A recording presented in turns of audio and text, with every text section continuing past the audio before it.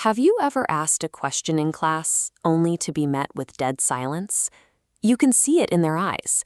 They know the answer, but they keep their hand frozen, paralyzed by the fear of being wrong. Or maybe you have students pulling frantic all-nighters to finish a paper they had a month to write. And when the grades come back, students from reaching their full academic capacity. Today, we are going to fix that. Grab a blank document and your current syllabus. We are going to build a customized 15-activity student empowerment action plan together in the next 5 minutes. By the end of this video, you will walk away with 15 highly specific, actionable assignments ready to deploy in your classroom as early as tomorrow. First, divide your document into 3 columns. Label them Take a Risk, Don't Procrastinate, and Assign Responsibility. Let's tackle the first column, Fear of Failure. Schools traditionally penalize errors with a heavy red X. Over time, this trains both struggling and high-achieving students to avoid taking intellectual risks entirely. But if we look at world-changing thinkers, their success relied on making mistakes. Albert Einstein made massive, calculated intellectual leaps that often missed the mark before he hit on relativity. Sigmund Freud's early theories were riddled with flaws.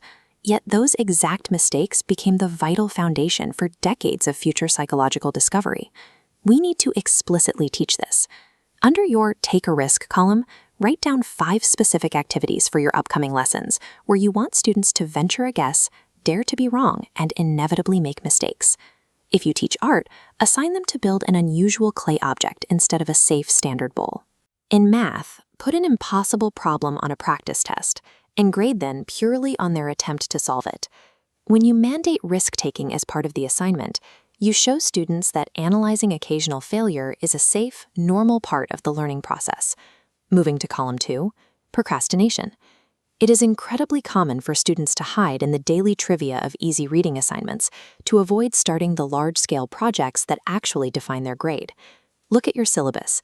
Write down 5 upcoming major assignments, and for each one, draft a required activity that forces them to take an immediate first step.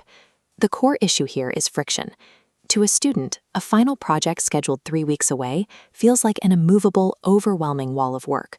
Setting mandatory sub-goals is how you break that wall down into manageable daily actions. In an English class, require students to hit specific daily chapter targets for a novel. In science, make their first graded step simply going to the library to gather sources today. For a high-level social studies paper on international alliances, give them a sub-goal right now. Start an immediate online search for news regarding NATO and Eastern Europe. By mandating these micro-deadlines, you dismantle the psychological friction that triggers task avoidance in the first place. Our final column addresses the misattribution of blame. Some students traumatize themselves by internalizing every bad outcome, while others point fingers at outside enemies for their poor performance. If a student never accurately assesses their actual role in an outcome, they completely close the door to self-improvement. For your final 5 items, draft specific reflection exercises where students must explicitly weigh their personal contribution to a recent success or failure.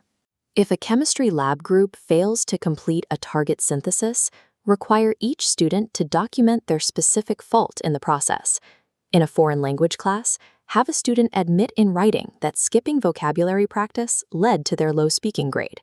In a social studies debate about UN policy, ask students to evaluate how their own poorly researched perspectives dragged down the quality of the entire class discussion.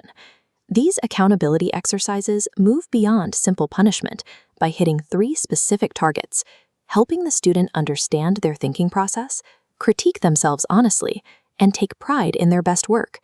Teaching a student to accurately assign credit and blame bridges the gap between simply knowing they are responsible and taking the necessary action to improve. Take a moment to review your completed document. You have just built a highly customized 15-point intervention plan tailored directly to your curriculum. You don't need to overhaul your entire teaching strategy overnight to start seeing results from this.